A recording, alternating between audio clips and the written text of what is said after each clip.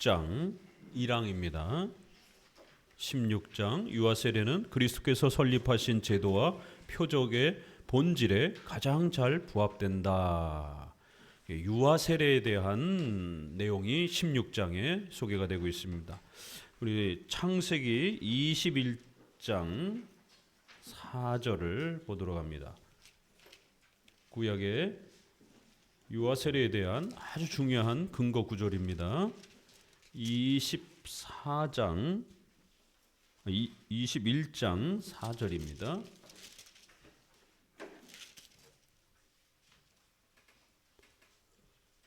4절 같이 읽습니다. 그 아들 이삭이 난 지 8일 만에 그가 하나님의 명대로 할례를 행하였더라.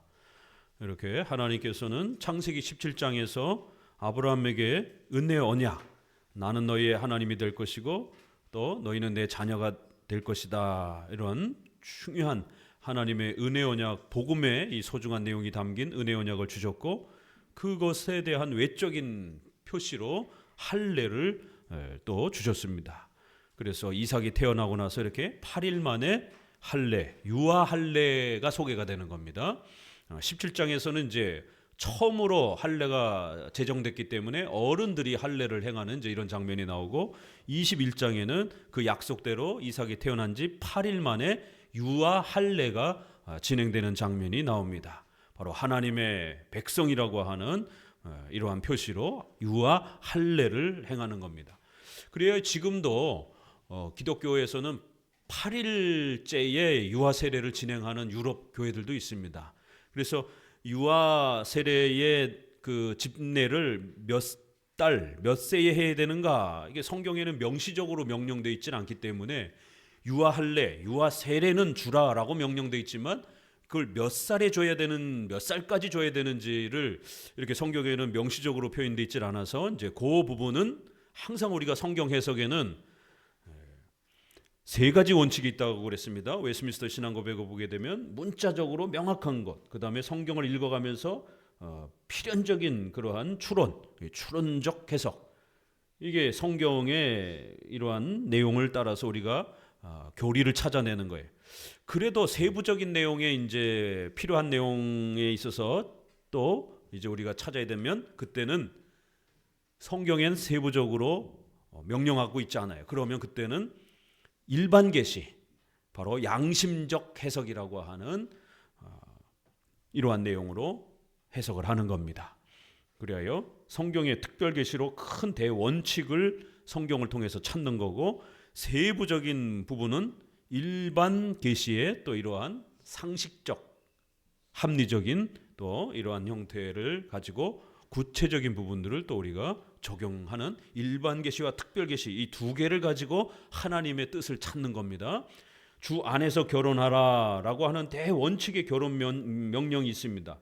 그러나 세부적으로 신자인 청년들이, 남자와 여자가 여럿이 있으면 그 중에서 누구를 선택해야 되는가? 그럴 때 하나님의 음성을 듣고 찾는 게 아니라 그럴 때는 일반 계시를 적용해야 되는 거예요. 그래서 데이트를 해봐야 되고, 같이 밥을 먹어봐야 되고, 같이 서로의 생각들을, 대화를 나누면서 호감이 느껴지는지를 크리스찬 대상자들 안에서 충분히 후보를 고르는 겁니다. 첫 번째 대원칙은 신자인가 아닌가. 두 번째는 신자 안에서 이제 이렇게 데이트를 통해서 찾는 겁니다. 어디 산속에 가가지고 기도하고는 환상 보고 배우자를 찾는 게 아닙니다. 이렇게 성경 해석의 대원칙은 항상 기본 성경의 원칙, 그리고 여러분 개개인에게 적용되어져야 되는 또 이러한 세부적인 부분과 관련해서는 성경에 여러분의 이름이 없기 때문에 그런 대원칙 아래에서 일반 계시를 또 사용을 해서 상식적인 범위 내에서 결정하는 겁니다. 그러면 유아 세례라고 하는 것은 인지 기능이 아직 없는 아이들에게 주는 그러한 구원의 혜택을 보증하는 거기 때문에, 인지 기능이 생기기 시작하게 되면 교육을 통해서 가르치고 회개하고 신앙의 이런 훈련들을 통해서 신앙 고백으로 이끌어가야 되는 겁니다. 그렇기 때문에 어른처럼 그렇게 교육을 통해서 신앙을 가르쳐야 되는 거고, 인지 기능이 아직 없다라고 판단되는 아이들은 신앙과 회개를 하지 못했어도 부모의 그 신앙 고백의 은혜 언약의 혜택으로 구원으로 초대가 되는 이게 유아 세례인 겁니다. 그러면 인지 기능이 없는 아이가 대략적으로 어느 정도의 아이인가? 서양의 아이들과 동양의 아이들 다를 수 있는 겁니다.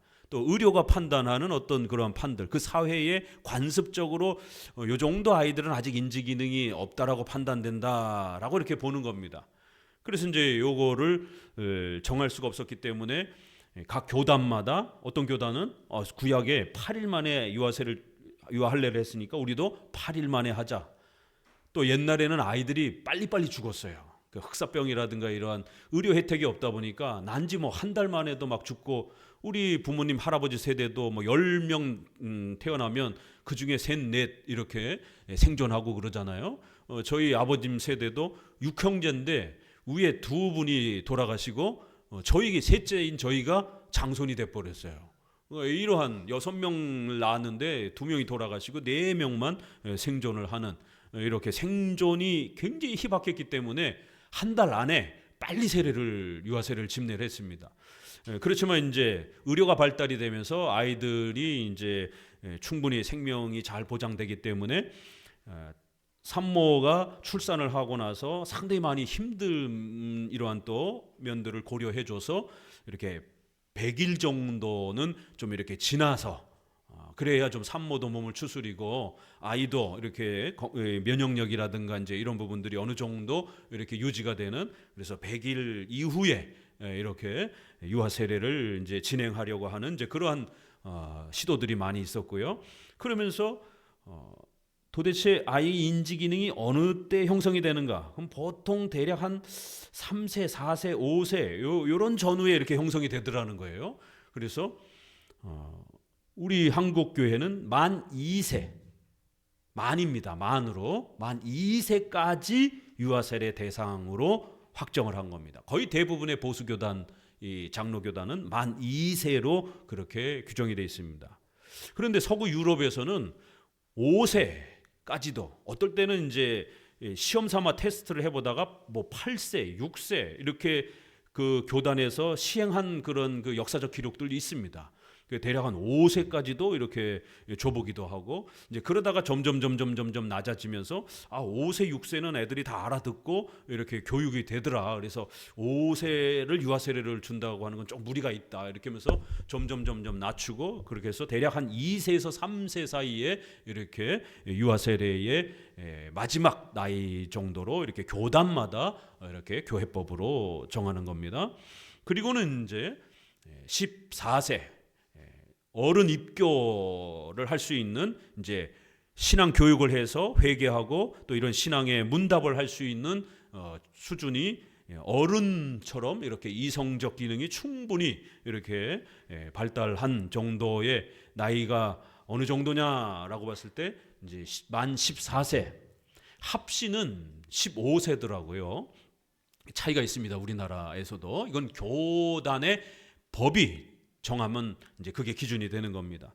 서구 사회에는 만 12세로, 서양 애들은 좀 발육이 빠르잖아요. 그러다 보니까 만 한 12세로 이렇게 하는 교단들도 서구 유럽에는 있습니다.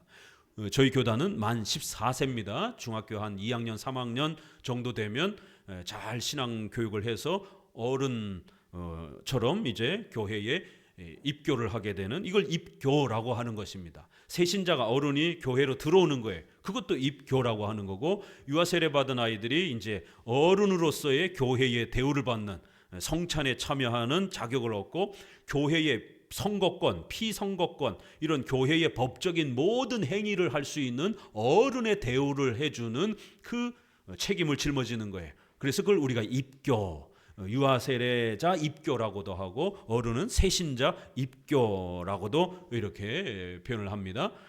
그리하여 여러분을 세례신자라고 부르는 거예요. 세례받은 분들을. 그리고 입교 교인이라고 말하는 겁니다. 교회 헌법상에서는 등록교인이라는 말은 없어요. 그건 이제 일반 세상 사회에 이제 어떤 그 쓰는 용어고, 교회 용어는 입교인이에요.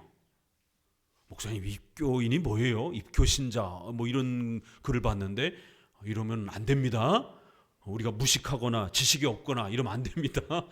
교리를 사랑하고 교리의 성경의 가르침에 출중한 성도들이 되어야 됩니다. 입교신자인 거예요.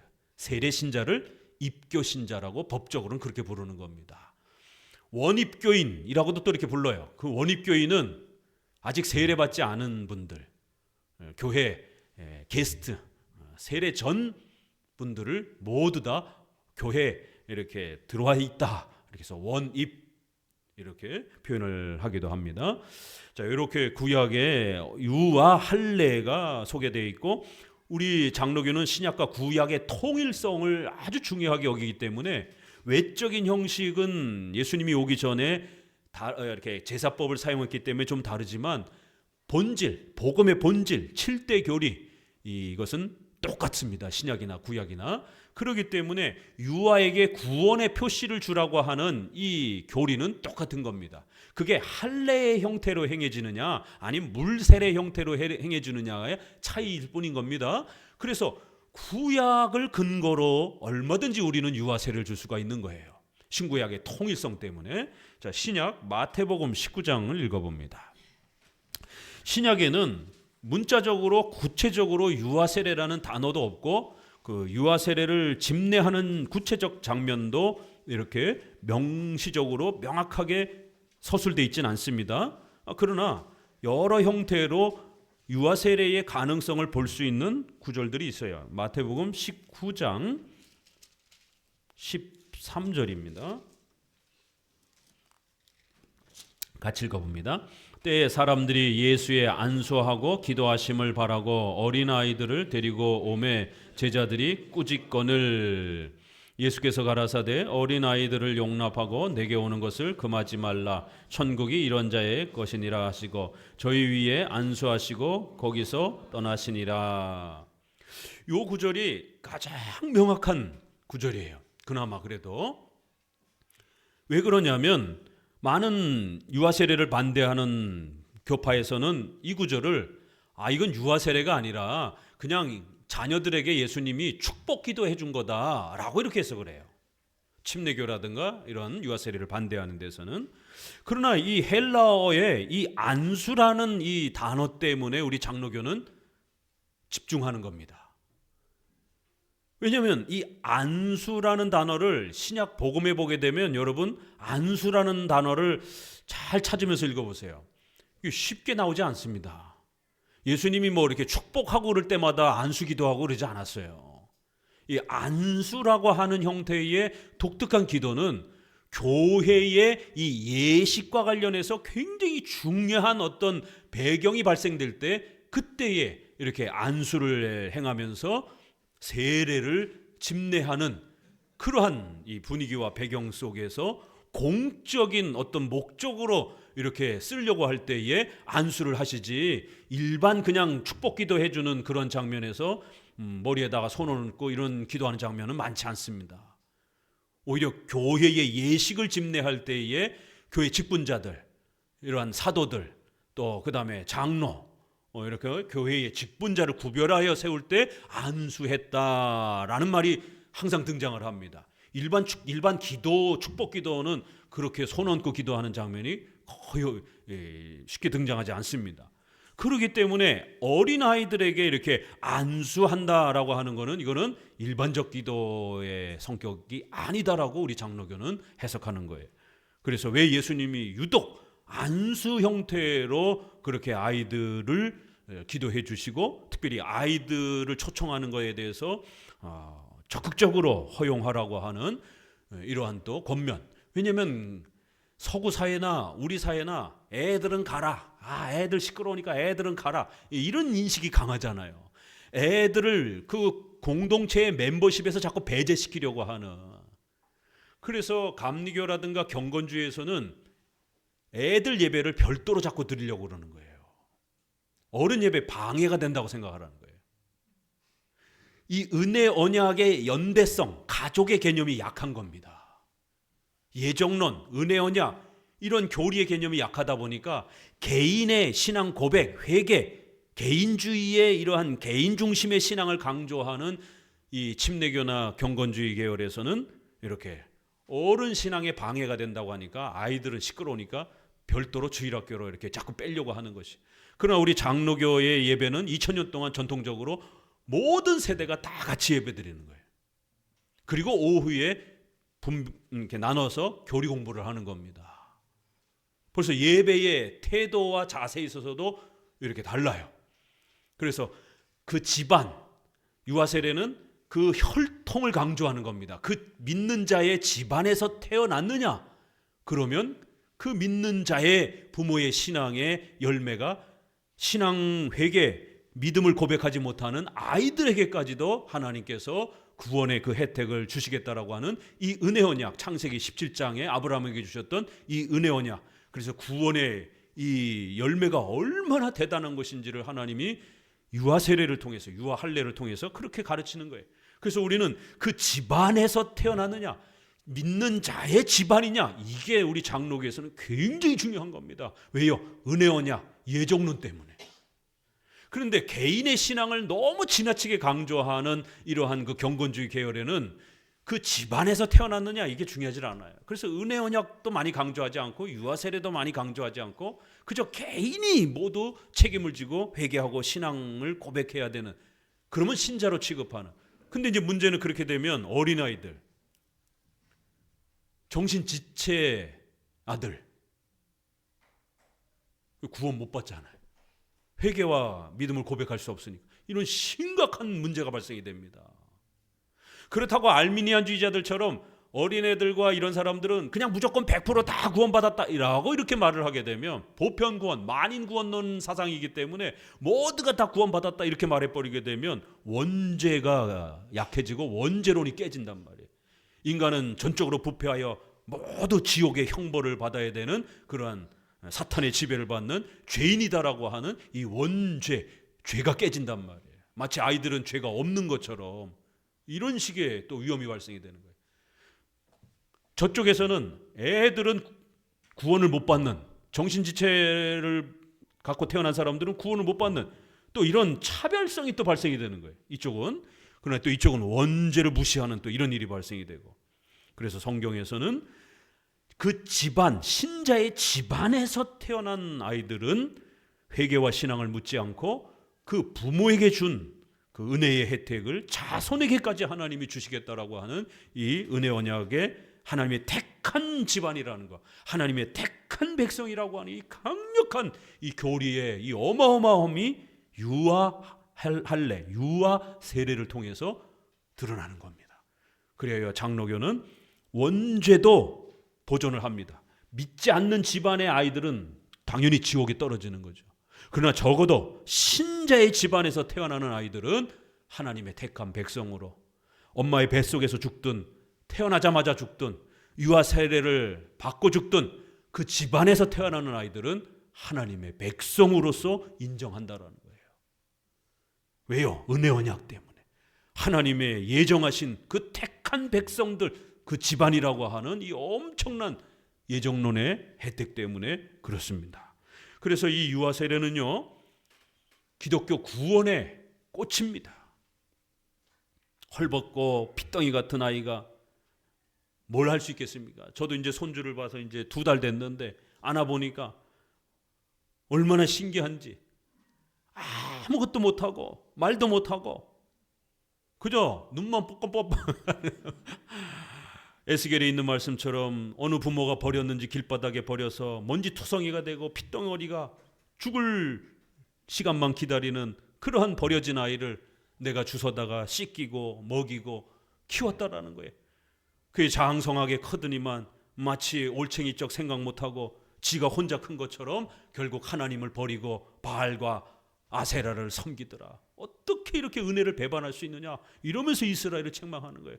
너네가 잘나서 구원받은 거냐? 너희가 대단해서 구원받은 거냐? 아니라는 거예요. 너희들은 핏덩어리와 같이 아무것도 할 수 없었던 죄인이요 부패한 버려진 그러한 악한 자들이었다라는 겁니다. 하나님이 택하셔서 그들을 하나님의 백성으로 삼았다라는 겁니다. 이렇게 무조건적인 하나님의 선택, 불가항력적인 전적인 은혜, 또 전적 부패한 인간, 이런 구원의 가장 위대함이 이 핏덩어리가 교회의 신자로 초대되어지는 구원의 표시를 받는 이 유아 할례, 유아 세례를 통해서 기독교 구원이란 과연 무엇일까? 그래, 우리는 아무것도 할 수 없는 연약한 죄인들이었는데, 핏덩어리와 같이 죽을 수밖에 없는 이런 아이들이었는데 하나님이 우리를 선택하셔서 구원하셨구나. 오직 은혜로, 오직 그리스도의 공로로 우리가 구원받았구나를 유아 세례를 통해서 기독교 복음의 가장 극치를 맛보는 겁니다. 또 예정론, 선택, 하나님이 우리를 선택했다라는 거예요. 왜요? 그 많은 버려진 애들 가운데 어떤 아이들은 다 버렸다라는 거예요. 그 중에 어떤 아이들만 하나님이 택해서 내 백성으로 삼았다라는 겁니다. 왜 저 사람은 선택 안 하고 나는 선택했지? 이런 예정론, 선택의 극치요 꽃입니다. 또 세례의 이러한 구원의 표시의 어른 세례를 우리가 배웁니다.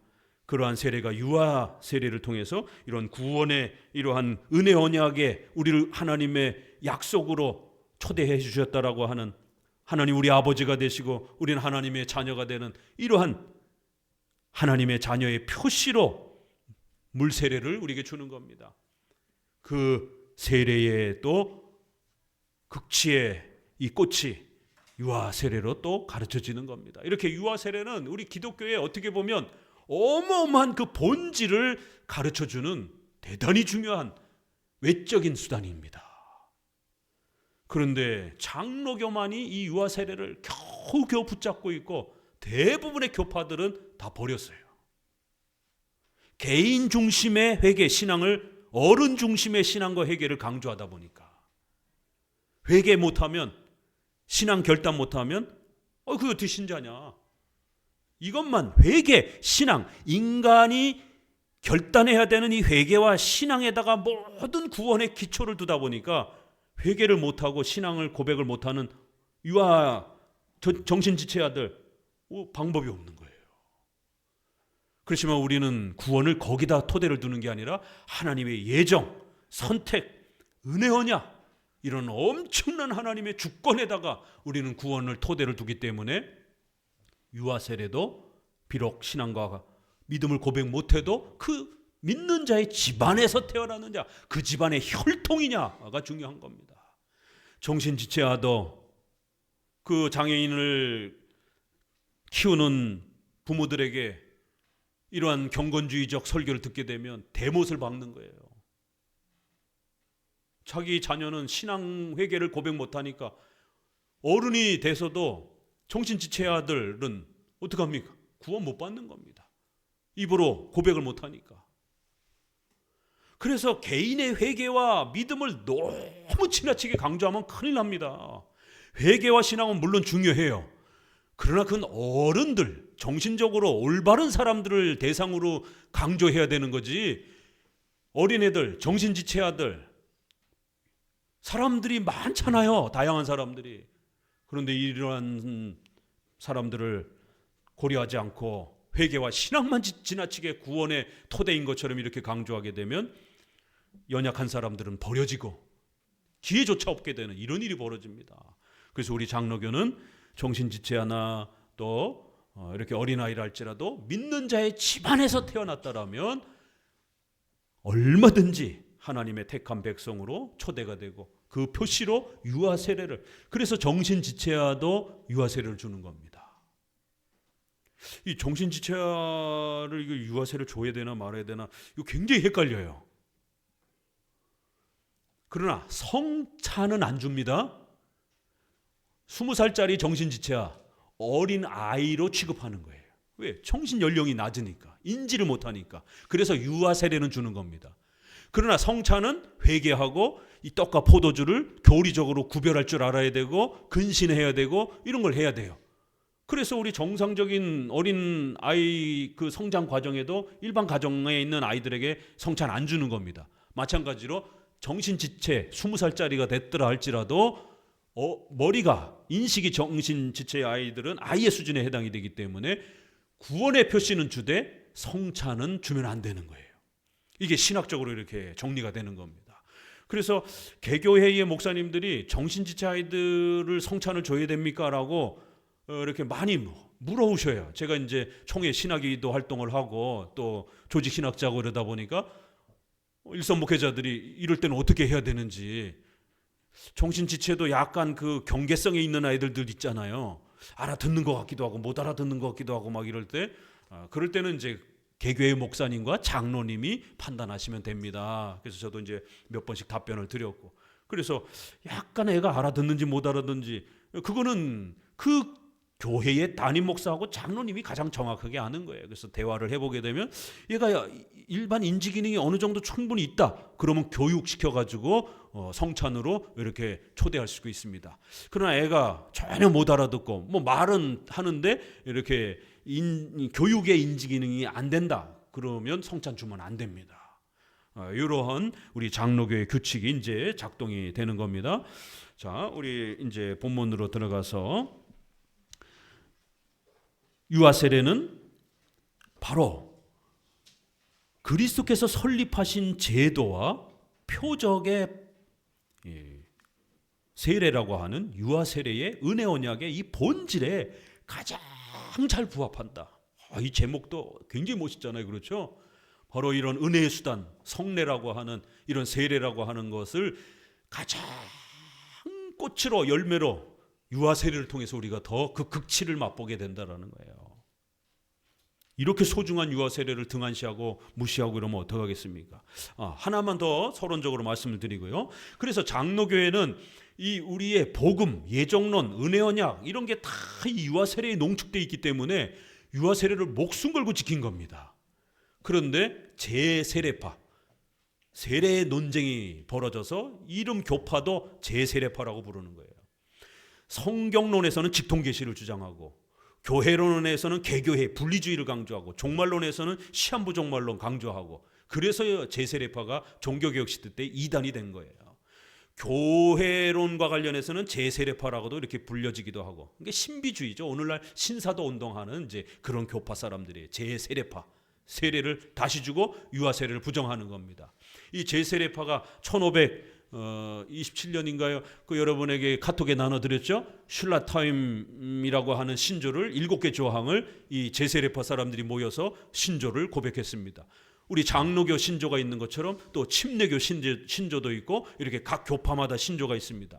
그 7개 신조 중에 첫 번째가 어른 세례만 인정하고 성경적이고 유아 세례는 비성경적이다라고 이렇게 그 교파는 선언을 한 겁니다. 왜요? 회개와 믿음이 구원의 모든 기초라고 봤기 때문에. 그러니까 인간이 어떻게 회개하고 믿음을 결단하느냐, 이렇게 인간의 행위에다가 구원에 초점을 둔 거예요. 그러나 우리 장로교는 하나님이 어떻게 선택하시고 하나님이 어떻게 구원을 베푸느냐, 하나님에게 구원의 기초를 우리는 두는 겁니다. 이렇게 차이가 나는 거예요. 그래서 장로교회의 유아세례의 강조, 제세례파의 유아세례를 부정하는 입장, 그러니까 이제 또 어정쩡하게 중간에 혼합교파가 생기는 겁니다.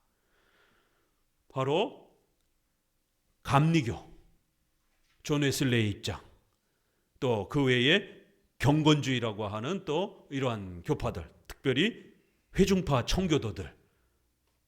그래서 여러분에게 알미니우스의 입장의 유아세례를 또 검색해가지고 제가 여러분에게 보내드렸어요. 그래서 알미니안주의자들은 목회자마다 서로 또 좀 차이가 있긴 하다. 알미니우스의 신학을 수용한 웨슬레도 역시 유아세례는 인정하긴 했지만 형식적으로 인정을 했지, 실제적 구원에 대한 보증은 그 아이가 커서 회개하고 믿음을 고백하기 전까지는 구원을 보장할 수 없다라는 입장이다. 회중파 청교도들의 유아세례는 어떠냐? 역시 비슷한 거예요. 형식적으로는 인정했지만, 그러니까 장로교회의 형식은 받아들인 거예요.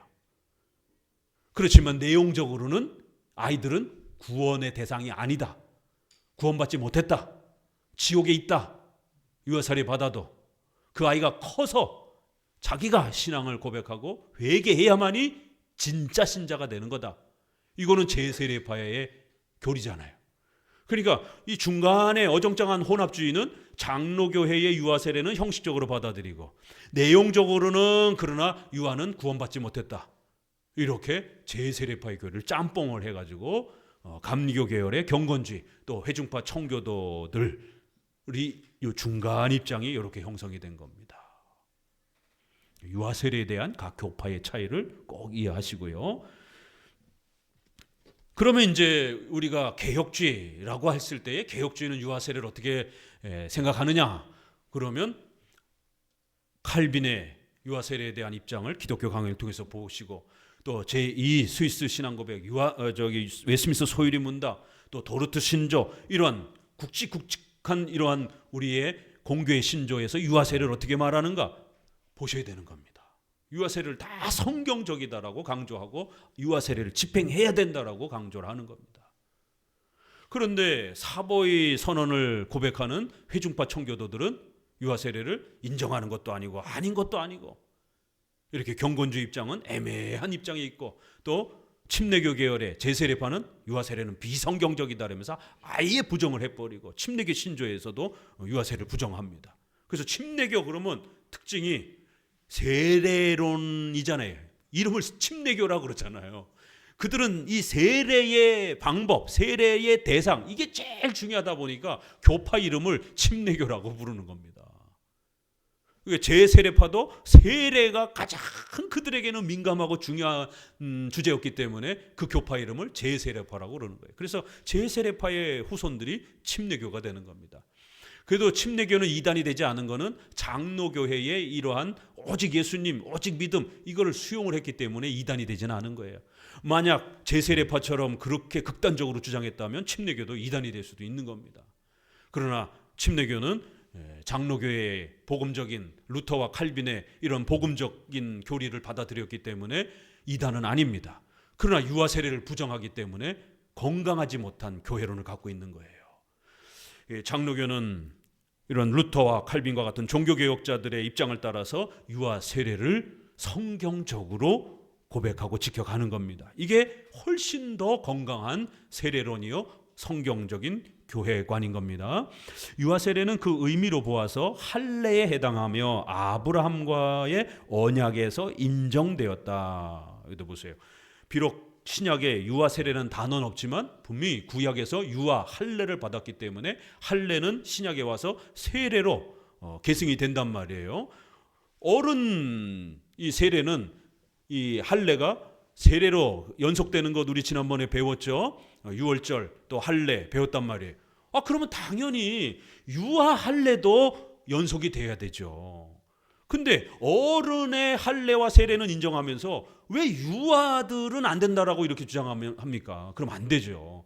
할례 자체가 통째로 신약의 세례로 넘어가면 구약에는 할례가 두 대상자가 있었단 말이에요. 어른 할례, 유아 할례. 8일 만에 아이들 이렇게 할례하는 장면이 두 대상이 있으면 통째로 신약에 와서도 어른 세례가 있어야 되고 유아 세례도 당연히 존재해야 되는 거죠. 또 안수하시는 그런 특별한 이런 안수라는 또 공적인 용어를 사용하는 신약의 장면을 보아서도 그렇고요. 자, 그래서 우리의 유아 세례는 분명히 할례에서 아브라함의 언약에서 근거를 가지고 시작한다는 겁니다. 1항 유아 세례에 대한 공격 같이 읽어봅니다. 그러나 현재 일부의 열광적인 사람들이 유아 세례의 문제로 교회를 소란하게 하며 선동을 그치지 않으므로 나는 그들의 광태를 억제하기 위해 여기에 부록을 첨가하지 않을 수 없다. 여기서 유아 세례를 광적으로 반대하는 교파가 누구겠어요? 1500년대니까 제세례파를 말하는 것이죠. 이제 침례교는 1600년 초에 만들어져요. 그 전까지는 이제 제세례파가 가장 심각한 이 열광적인 사람들, 광태. 우리는 좀 한문으로 좀 멋있게 번역을 해서 그렇지 미친 짓 뭐 이런 거예요. 정신 나간 짓 이런 거죠. 광태. 그들의 정신 나간 짓을 억제하기 위해서 반드시 이 유아 세례라고 하는 항목을 여러분에게 추가적으로 언급할 수밖에 없다라는 거예요. 여러분 그 각주 1번 밑에 보면은 유아 세례를 배척하는 제세례파의 주장을 반박하는 본장을 세례를 설명하는 15장에 대한 부록으로 이렇게 첨가했고 거의 1539년 판에 처음으로 이제 이것이 부록으로 본격적으로 등장한다라는 거예요. 1536년은 워낙 요약을 해놨기 때문에 유아 세례까지는 충분하게 다뤄주지 않았어요. 칼빈의 기독교 강요는 5판이 증보가 됩니다. 그 두 번째인 1539년 판부터 이제 부록이 추가가 되면서 유아 세례가 아주 많이 강조되었다라는 겁니다. 쭉 넘어가셔서 396페이지 첫째 줄.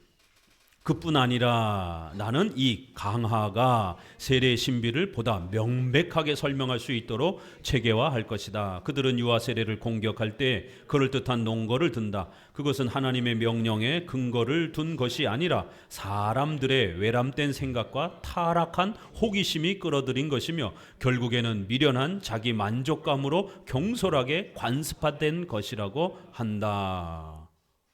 이 유아 세례를 공격하는 자들이 이렇게 주장한다라는 거예요. 원래는 성경이 없었는데, 신약교회 없었는데 사람들이 지나친 호기심 때문에 이렇게 교회 안에 만들어 놓은 거라는 거예요. 이런 주장들을 한다라는 겁니다. 신약교회는 유아 세례 없었다 이렇게 주장을 한다라는 거예요. 자, 2항으로 넘어와서 세례의 의미를 결정한다. 첫째 줄 읽습니다. 표징을 올바르게 고찰하는 것은 그 외형적인 의식에만 달려있는 것이 아니라 하나님께서 의식을 제정하실 때 의식이 표시하도록 하신 그 약속과 영적 비밀에 달려있다는 것은 모든 경건한 사람들이 잘 알고 또 인정하는 교리이다. 그러므로 세례의 가치와 목적, 즉 그 본질을 완전히 알고자 하는 사람은 그 물질과 물질적인 외형에 구애될 것이 아니라 세례에서 우리에게 제시되는 하나님의 약속과 세례가 표현하는 내면적 신비를 생각해야 한다. 제세례파가 주장하는 것처럼 그러면 과연 이 초대교회 때는 어떤가?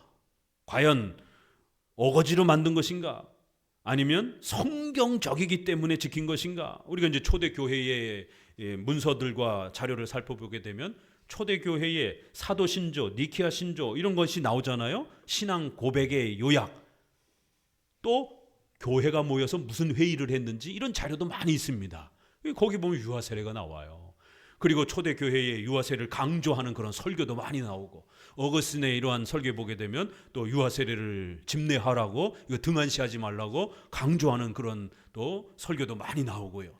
그렇기 때문에 초대교회가 이쪽 교회는 지키고 저쪽 교회는 안 지키고 이런 게 아니라 대부분의 초대교회들이 유아 세례를 소중하게 지키고 있었던 그 질서들이 다 검증이 됩니다.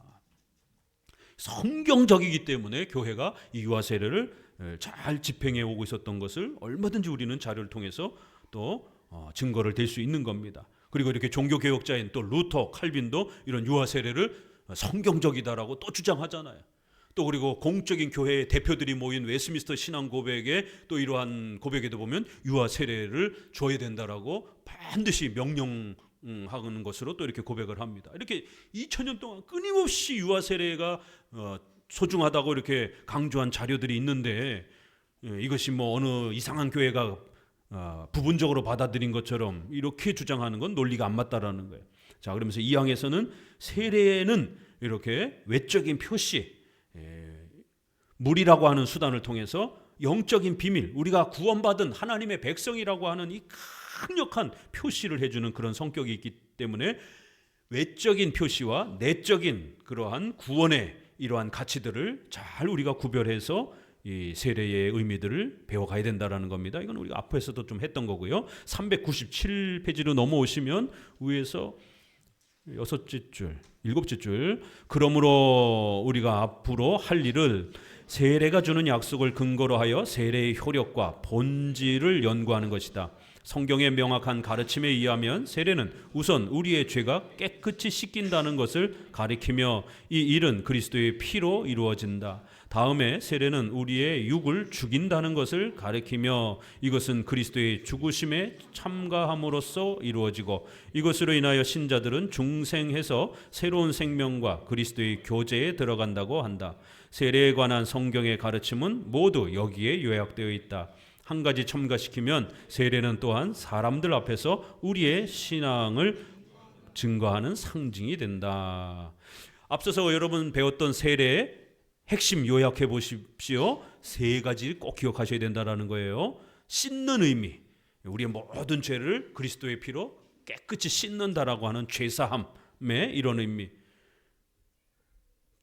두 번째는 중생, 우리가 새로 태어난다라고 하는, 거듭난다라고 하는 하나님의 자녀로 새로워지는 이 신분을 얻게 되는 중생.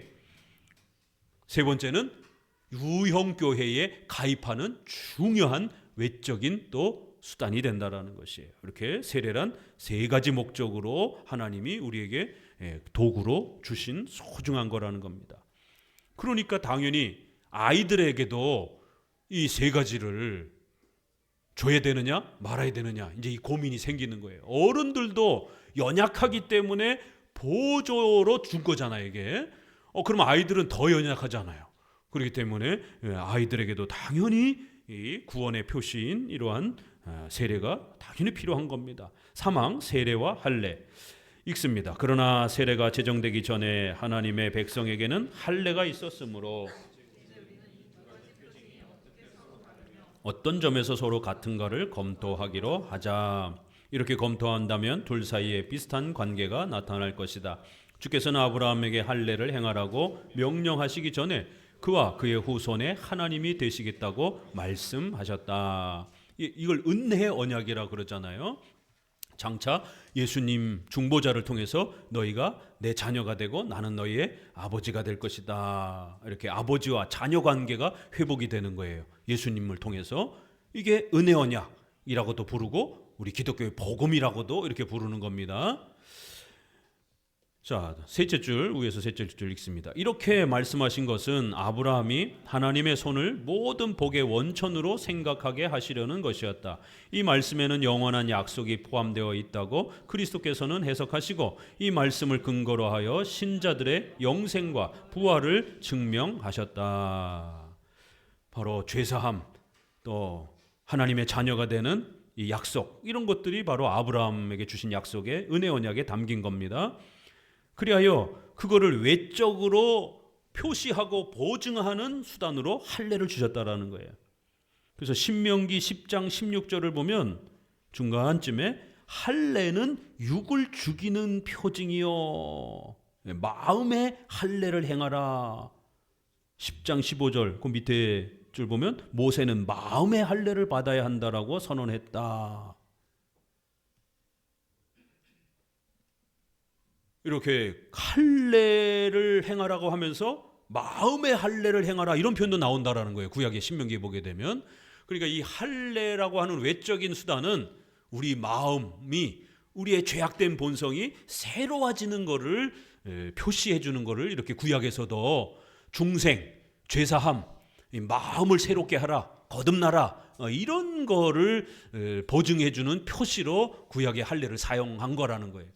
그러면 당연히 신약에 와서도 이러한 죄사함, 중생, 교회에 가입하는 이러한 자격, 우리 지난번 6월절을 이방인들이 먹으려면 어떻게 해야 돼요? 반드시 할례를 행하고 들어와야만이 유대인들처럼 그렇게 6월절에 참여할 수 있다라고 했잖아요.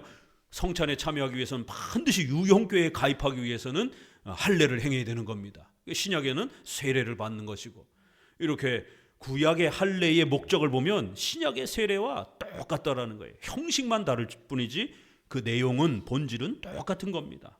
밑에서 둘째 줄, 그러므로 우리가 세례에서 받는 것과 같은 영적 약속을 조상들은 할례에서 받았다. 할례는 그들에게 죄사함을 받음과 육을 죽이는 것을 나타내 보였기 때문이다. 그뿐 아니라 두 가지를 겸비하신 그리스도께서 세례의 기초라고 한 우리의 가르침과 같이 그가 할례의 기초가 되신 것도 명백하다. 이렇게 해서 예수님도 유대인이니까 예수님이 할례를 받으셨죠. 그리고 예수님이 중보사역에 있어서 제일 먼저 세례 요한에게 세례를 받잖아요. 그러니까 예수님은 할례도 받으시고 세례도 받으시는, 그래서 할례와 세례가 일치되도록 그렇게 만들어 주신 겁니다. 자, 사항, 차이는 외적인 것에 있다. 형식이 다를 뿐이지 내용은 똑같다라는 겁니다. 읽습니다. 이제 우리는 이 두 표징의 유사점과 차이점을 쉽게 알 수 있다. 두 표징의 힘은 약속에 있다는 것을 우리는 밝혔는데 그 약속은 두 표징에서 똑같다. 즉 하나님의 너그러운 은혜와 사제와 영생이 약속되었다. 다음에 표현된 것, 즉 중생도 같다. 두 표징의 기초, 즉 이런 일들을 실현시키는 기초도 같다. 그러므로 성례의 힘과 성격을 평가하는 표준이 되는 내적인 신비에는 조금도 차이가 없다. 차이는 다만 외적인 의식에 있다. 두 번째 줄 아래요. 그러므로 우리는 보이는 의식이 다르다는 점을 제외한다면 할례에 속한 것이 모두 세례에도 있다고 결론을 내린다. 믿음의 분량에 따라 모든 성경 해석을 검토하라고 가르친 사도의 원칙에 따라 우리는 이런 유사한 관계와 비교에 도달하게 된다. 그 아랫줄, 유대인들에게는 할례를 받는 것이 곧 교회에 처음 가입하는 것이었다. 할례는 그들이 하나님의 백성과 가족으로 선택되었다는 것을 확신하는 표였으며 그들로서는 하나님을 섬기는 무리에 참가하겠다고 고백하는 표였기 때문이다. 자, 5항. 그러니까 이제 유아들도 이 외적인 보조가 다 필요하다라는 거예요. 유아들도 언약에 참여한다. 400페이지. 위에서 다섯째 줄 읽어봅니다. 세례를 유아들에게 주는 것은 옳은 일이며 그들에 대한 것이 분명하게 될 것이다.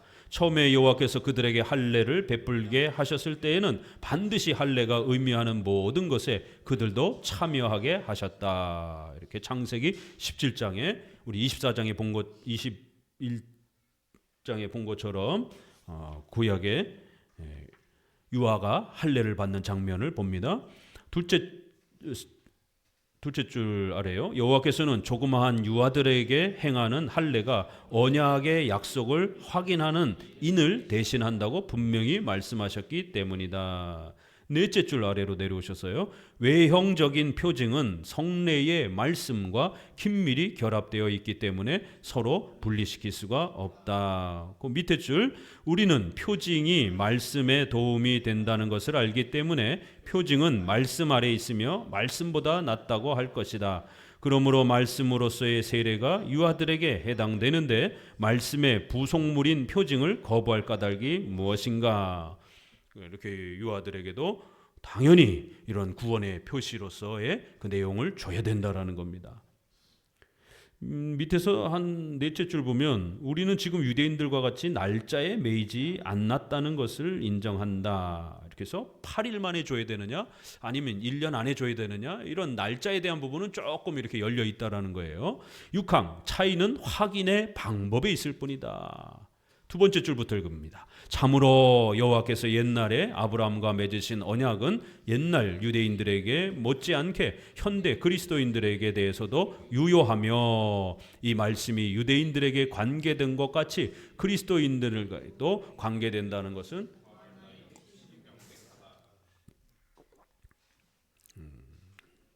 둘째 줄 아래요. 따라서 유대인의 자녀들도 하나님의 언약의 상속자가 되어 불신자들의 자녀들과 구별되었으므로 거룩한 자손이라고 불렀다. 그와 같은 이유로 그리스도인의 자녀들은 거룩하다고 인정되며 한쪽 어버이만이 아니라 신자일지라도 거기서 난 자녀는 우상 숭배자들의 불결한 자손과 다르다고 사도는 확언한다. 이 고린도전서 7장 14절도 유아 세례의 아주 중요한 근거 구절입니다. 한쪽 부모나 양쪽 부모가 이렇게 신자일 때 그 아이는 거룩하다 이런 표현이 나와요.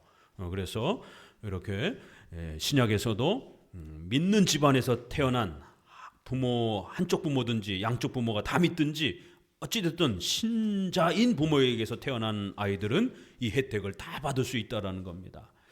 자, 두 번째 문단의 셋째 줄입니다. 잘 찾으세요. 두 번째 단락 셋째 줄. 주께서 구약 시대에는 그의 언약을 할례를 제정하셨으나 할례가 폐지된 후에도 우리와 유대인 사이에 공통된 주의 언약을 확인해야 할 이유는 여전히 변함이 없다. 따라서 우리는 항상 공통점과 차이점을 잘 생각해야 한다. 언약은 공통되고 언약을 확인해야 하는 이유도 공통적이다. 확인하는 방법만이 다르다. 그들을 위해서 할례가 하던 일을 우리를 위해서는 세례가 대신한다. 이렇게 유아 세례는 반드시 성경적이고 교회 안에서 잘 지켜가야 된다고 종교개혁자인 칼빈도 기독교 강의를 통해서 유아 세례의 중요성을 이렇게 많이 강조합니다. 그런데 칼빈주의, 개혁주의를 표방하는 이러한 분들이 유아 세례를 소홀히 취급하고 유아 세례를 주기는 주지만 내용적으로는 그 아이들은 여전히 지옥에 있는 것처럼 이렇게 가르치면 큰일 납니다. 그래서 특별히 이제 청교도 이러한 그 회중파 청교도 분들이 이렇게 어정쩡하게 얘기를 해서 자꾸만 유아 세례 받은 아이들이 마치 여전히 지옥에 있는 것처럼, 그러니까 어떤 일이 벌어져요? 자기 자식이 유아 세례를 받아서도 여전히 지옥에 있다 생각하니까 부모 입장에서는 불안한 겁니다. 불안하니까 어떻게 해요? 몽둥이를 들게 되는 거예요. 몽둥이 들고 강제로 종교교육을 시키는 거예요. 성경 읽어, 기도해, 예배 참석해, 회개해, 이러면서 무섭게 아이들에게 종교교육을 엄격하게 시키는 겁니다. 왜요? 한 살이라도 어렸을 때 회개하고 믿음의 결단을 하게 만들려고. 만약 그 전에 죽게 되면 아이들이 여전히 지옥에 있다 생각을 하니까 겁이 나는 겁니다. 조급해지는 거예요. 그래서 회중파 청교도 교회를 가시게 되면 엄격주의, 특별히 자녀 교육에 있어서 굉장히 무섭게 자녀 교육들을 합니다. 겉으로 봤을 때는 굉장히 경건하고 성경적인 것처럼 보여요. 애들이 막 새벽 기도도 나오고 수요예배도 나오고 막 주일 예배도 잘 참석하고, 우리 장로교는 오후에는 좀 아이들이 놀도록 좀 이렇게 자유를 주는데 한마음교회는 좀 널널하네, 타락했네. 이렇게 이제 차이가 나는 겁니다. 우리는 아이들이기 때문에 교리문답까지만 끝나면 오후에는 어른들 예배드리는 시간에는 좀 편안하게 아이들이 좀 뭐 책도 보고 잠도 자고 좀 바깥에서 좀 놀도록 쉬도록 이렇게 좀 쉼을 주는 거예요. 애들이기 때문에 어른처럼 이렇게 하루 종일 앉아가지고 성경 공부하고 이렇게 체력적으로도 너무 힘들고 교육 양도 버겁단 말이에요. 이게 장로교회의 모습이에요. 왜요? 우리는 은혜 언약 예정에 기초해서 유아 세례 받은 아이들은 구원받은 하나님의 자녀로서 표시해 주는 거기 때문에 믿는 자의 자녀들은 구원받은 것으로 인정하는 거예요. 그러니까 우리 장로교 부모들은 조금 느긋해요. 우리 아이들은 신자니까, 다만 미성년자니까 교육이 좀 어려운 거예요. 아직은 좀 힘든 거예요. 애들이 수용을 잘 못하니까. 그래서 연령에 맞게 5살 미만짜리 애들 앉혀놓고 한 30분씩 기도시키고 성경 읽고 이러면 큰일 납니다. 5살 아래에서 또 5살에서 10살 사이, 또 10살에서 15살 사이 조금씩 이렇게 늘려가셔야 돼요. 왜? 우리는 좀 여유가 있으니까. 우리의 자녀들은 신자라고 우리는 인정하기 때문에 좀 여유가 있고, 그래서 천천히 교육시키는 거예요. 그런데 지옥에 있다 생각하면 조급해가지고 막 아이들을 닥달복달하는 거예요. 그럼 어떤 일이 벌어지느냐? 강한 종교교육 때문에 부모와 자식이 틀어집니다. 왜 우리가 스포츠라든가 이런데 하기 싫은 거를 억지로 부모가 막 시키고 막 강제로 학원 교육하고 그러면 나중에 아이들하고 완전히 척이 져가지고 부모 자식 시간에 완전히 그냥 냉랭해지고 사이가 갈라지는 이런 가정들 많이 봅니다. 근데 이게 종교교육 때문에도 일어나요. 이거 우리 부모 자녀를 둔 부모님들 꼭 명심하셔야 돼요. 우리 장로교는 그렇게 엄격하고 무섭게 종교교육을 시키지 않습니다. 이건 주로 회중파 청교도들이 지옥에 있다 생각하기 때문에 빨리 아이들을 신앙 고백시키려고 회개시키려고 그렇게 막 강하게 스파르타식으로 몰아붙이는 거예요. 처음에는 10살까지는 따라해요. 그러다가 애들 탈모도 오고요. 제가 선교원을 예전에 했기 때문에 원형 탈모도 오고, 또 얼마 전에 우리 이 교회 다녔던 지체가 있습니다. 아이 하나 있었는데 우리 카페에다가 아이들도 설교 이런 걸 적도록 훈련시킵니다.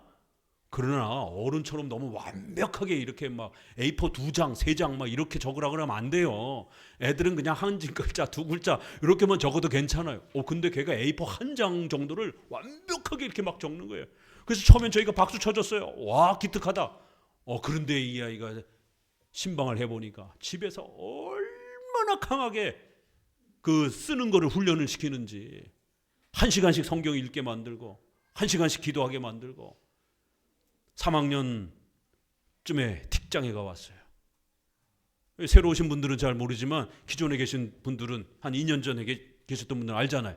저 뒤에 앉아갖고 막 소리 지르고 그래갖고 미안해갖고 저 식당에 뒤에 가서 예배드리다 저기서도 소리를 질러가지고 예배 방해가 되니까 여기 나가서 예배드리고, 그래도 또 미안하니까 온라인으로 참여하고 막 이랬어요. 그 틱장애가 온 거예요. 애가 막 소리를 지르고 막 처음에는 조금은 그랬는데 나중에 점점 더 심해지고, 그래서 제가 부모를 앉혀놓고 이렇게 너무 엄격하게 신앙교육 시키면 안 된다. 천천히 해라. 저희 장로교에서 처음부터 훈련받은 분이 아니라 다른 쪽에 이렇게 다니다가 오신 겁니다.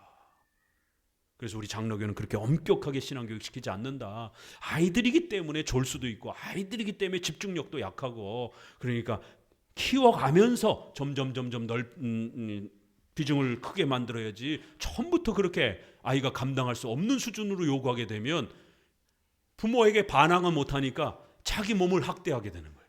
자기 애들 몸이 망가지는 거예요. 그러다가 이제 중학교 2학년 정도 되면 엄마랑 맞짱 뜨는 거예요. 싫어! 이러면서 싸우는 겁니다. 그러면 이제 애들이 15살 이상 되면 부모하고 싸우기 시작하는 거예요. 힘이 생기니까. 나중에는 완전히 탈선해 버립니다. 명심하십시오. 그래서 바빙크의 구원론에 보게 되면 감리교식은 이렇게 무섭게 아이들을 교육시킨다. 그래서 애들도 불 꺼놓고 막 부흥회하고 지금 당장 회개하고 지금 당장 예수 그리스도를 고백하도록 당장 근신하도록, 이건 감리교 경건주의 방식이다.